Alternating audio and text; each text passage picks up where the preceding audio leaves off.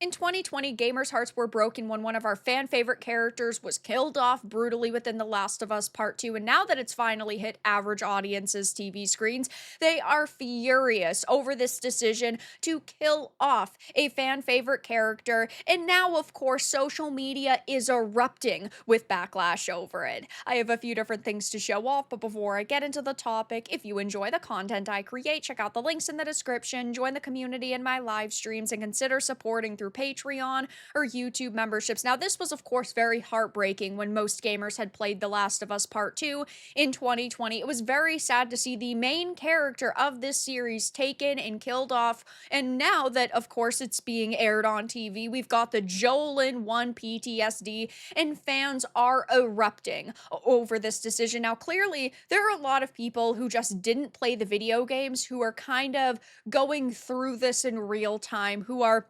experiencing this for the first time. It's like with Game of Thrones, right? When Ned was beheaded in Game of Thrones season 1, everyone was shocked and bewildered and distraught over it, even though it had been in the books 20 years before.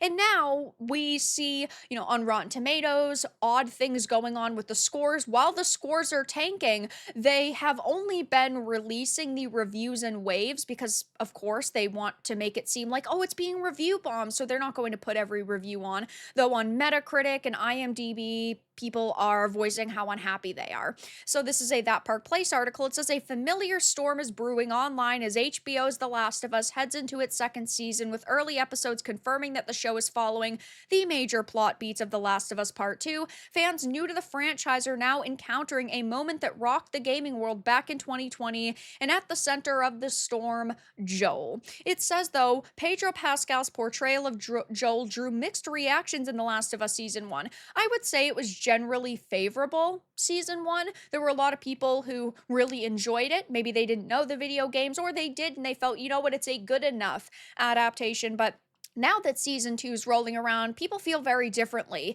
Ellie is quite a bit different, probably because Bella Ramsey is a screeching feminist who, of course, wants everything to be changed the way that she believes it should be. I was shocked that they didn't keep Joel around longer. I thought they were really going to milk Pedro Pascal's on-screen time as much as possible and then kill him at the very end, but that clearly wasn't the case. And I think that now that there's so many people who are upset with their fan favorite character, leaving the show, that their ratings are going to tank, that viewership is going to drastically decrease. It says the original game sequel drew major backlash for its decision to remove Joel from the narrative early on, creating a fierce but not altogether unfamiliar divide between gamers and games journalists. Another major issue is that in the game itself, you didn't know Abby's motivations until you were like halfway through the game or almost done the game. So you start off really loathing this character, and by the end, you might feel slightly differently,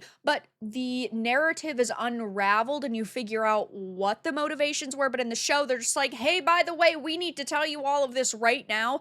So it's quite a different emotional impact, though.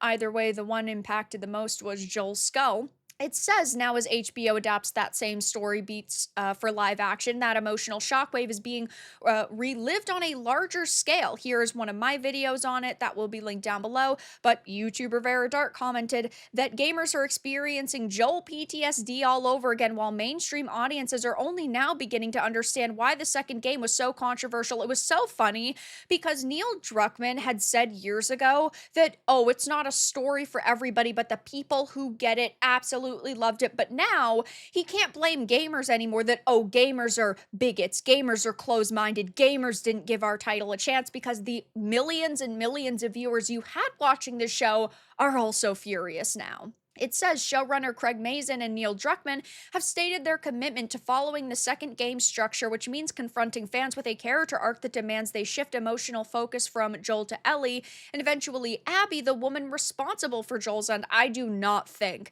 that that is going to go over very well. In something like The Penguin, you had the Penguins' viewpoint, but you also had Sophia Falcone's, and you initially started off quite hating Sophia Falcone, but then the narrative shifts and you feel bad for her, even though she's still a villain, but you're still kind of rooting for her. That's not going to be the case with Abby because any emotional depth is going to be overshadowed now. Caitlin Dever's casting as Abby all but confirmed that the show is fully embracing the game's direction, including the deeply divisive character dynamics, and well, as we can see over on Rotten Tomatoes, things aren't going so positively now. There is over 1,000 ratings. It is sitting at a 54%.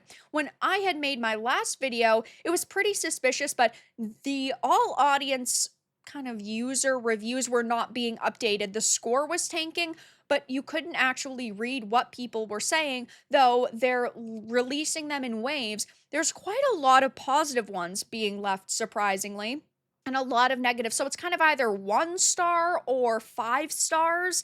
And all of the 5 stars kind of sound similar, in my opinion, though the half stars are just roasting this. Last of Us Temu version. First season was solid, but the second season is not doing it for me, and a lot of people rip Pedro, not worth watching after him being gone.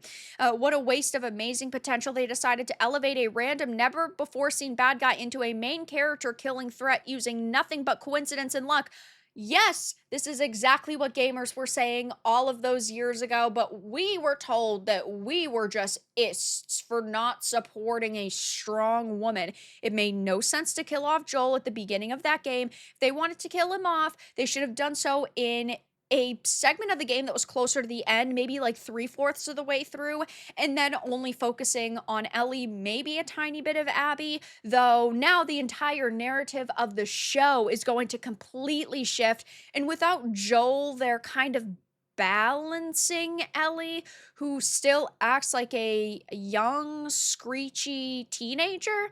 I think that it's going to not sit well with a lot of people. Second episode was awful, and Bella Ramsey's performance was very weak compared to the game. Yet they also toned back the experience in general of Joel's death. They definitely tried to make it more TV friendly, which is always sad to see. It was much more brutal in the video game. So if you've never played the game, just know it can be worse. Absolute trash, just like the game. I was hoping they would change something, but they didn't. I am not watching anymore. So yeah, so things are not looking very good for HBO. At this point, it's always funny to me, the kind of HBO effect, because while they can put out good content, a lot of their shows end up being ruined, like Game of Thrones. You got to season 5 and people were really happy, and then season 6 came out and you had some great moments, but the overall structure people were not so thrilled with. Then 7 came out, kind of tanked, and then season 8 everybody hates.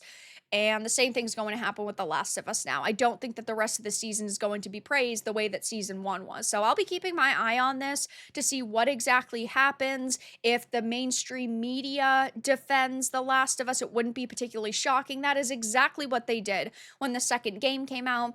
And I bet we are going to see a lot of people giving up the show now that Joel is gone. And I do think that their viewership is going to tank over the next couple of weeks. But that's all that I really had to discuss in this video. Let everyone know your thoughts in the comments below. If you enjoyed this, give it a like, and if you didn't, give it a dislike. I appreciate your support either way, but I'll talk to you all again in the next video really soon.